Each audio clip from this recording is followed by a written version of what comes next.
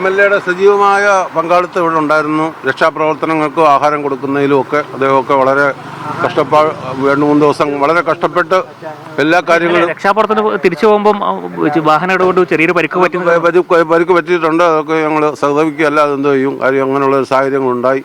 ഹോമിൽ വെച്ച് പരിക്കുണ്ടായെന്ന് പറയുന്നു.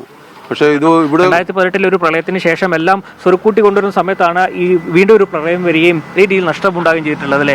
എങ്ങനെയാണ് ആറന്മുള പത്തനംതിട്ട ജില്ലയെ സംബന്ധിച്ച് പറയുകയാണെങ്കിൽ ആറന്മുള റാന്നി പ്രദേശങ്ങളാണ് ഏറ്റവും പെട്ടെന്ന് വെള്ളം കയറി തിക്കുന്നതും.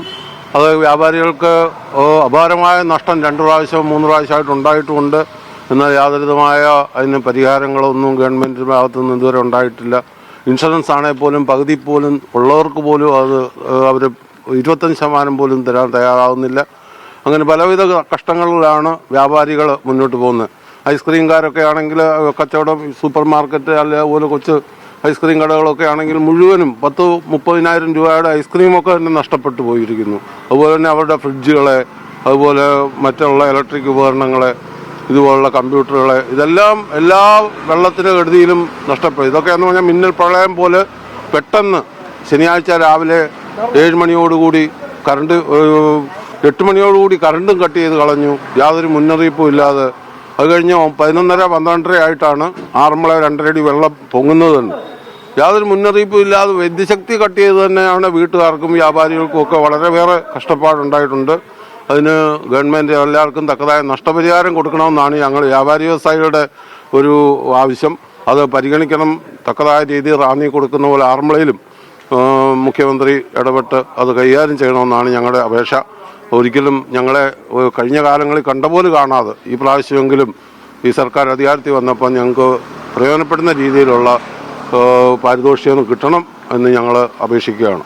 ഇപ്പോൾ നമുക്കറിയാം, ഇന്നലെ വരെ ഞങ്ങൾക്ക് പോലും ഇവിടേക്ക് എത്താൻ പറ്റാത്ത സാഹചര്യമായിരുന്നു. അവിടെ വെള്ളം കയറിയിട്ടൊക്കെ. ഇന്നിപ്പോൾ അല്പം വെള്ളം കുറഞ്ഞിട്ടുണ്ട്. അവിടുന്ന് അങ്ങോട്ടുള്ള പ്രദേശങ്ങളിലൊക്കെ എങ്ങനെയാണ് ഇനിയിപ്പോൾ? നമ്മുടെ അടുത്ത പ്രദേശങ്ങളിൽ കൂടുതലും വീടുകളിൽ വെള്ളം കയറിയിട്ടുണ്ട്. കടകളിൽ മൊത്തം വെള്ളം കയറി വളരെ നാശനഷ്ടമാണ് ഉണ്ടായിരിക്കുന്നത്. എൻ്റെ വീട് തൊട്ടടുത്ത് ഇത് തന്നെയാണ്. ഞാൻ ഹോം സ്റ്റേ ചെയ്യുന്നു. അപ്പം ഞാൻ തന്നെ രാവിലെ തന്നെ ഇവിടെ ഇറങ്ങി 2 ദിവസമായിട്ട് വള്ളത്തേലായാലും രോഗികളെ കൊണ്ടുപോകാനും മരുന്ന് വാങ്ങിക്കാനുമായിട്ടുള്ള എല്ലാ കാര്യങ്ങളും, ഫോൺ കോൾ എടുക്കാൻ സമയമില്ല, അതുപോലത്തെ കോളുകൾ വരുന്നുണ്ട്. ടൗണിൽ താമസിക്കുന്നതുകൊണ്ട് ആൾക്കാർ വിളിച്ചുകൊണ്ടിരിക്കുന്നു.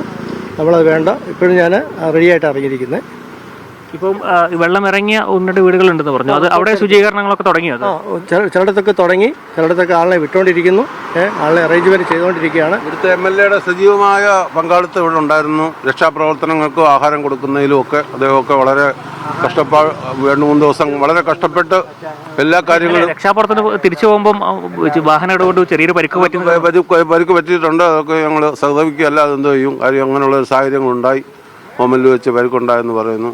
പക്ഷേ ഇവിടെ ആറന്മുളയെ സംബന്ധിച്ച് അദ്ദേഹം 2-3 ദിവസം അദ്ദേഹവും എല്ലാ രാഷ്ട്രീയ ഭേദമന്യേ എല്ലാവരും വളരെയേറെ ഒരുപാട് കഷ്ടപ്പെട്ട് രക്ഷാപ്രവർത്തനങ്ങളൊക്കെ നടത്തി ആഹാരം ഇല്ലാത്തവർക്ക് കൊണ്ട് കൊടുക്കുകയും അവരെ ഷെൽട്ടറുകളിൽ കൊണ്ടുപോവുകയൊക്കെ ചെയ്തു. വളരെ സഹായകരമായ ഗവൺമെൻറ് ഇടപെടലുണ്ടായി. എന്നാൽ മുന്നോട്ടുള്ള ഞങ്ങളുടെ ആവശ്യങ്ങളെ ഗവൺമെൻറ് ഒന്നുകൂടെ പരിഗണിക്കണമെന്നാണ് ഞങ്ങളുടെ റിക്വസ്റ്റ്.